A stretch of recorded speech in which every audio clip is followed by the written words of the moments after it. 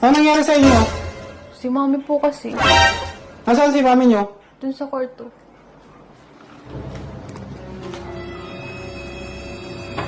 Dares! Dares!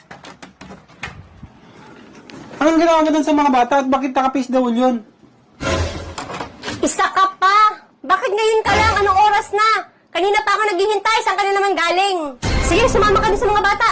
5 oras ka mag-face the wall dun.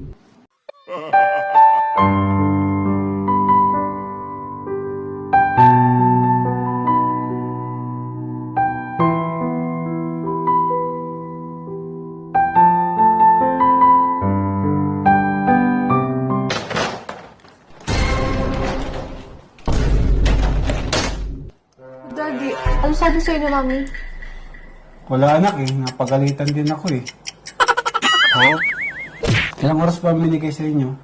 1 oras po. Ako nga, 5 oras eh. Ano ba yun, Daddy? Kala ko pa naman matapang ka.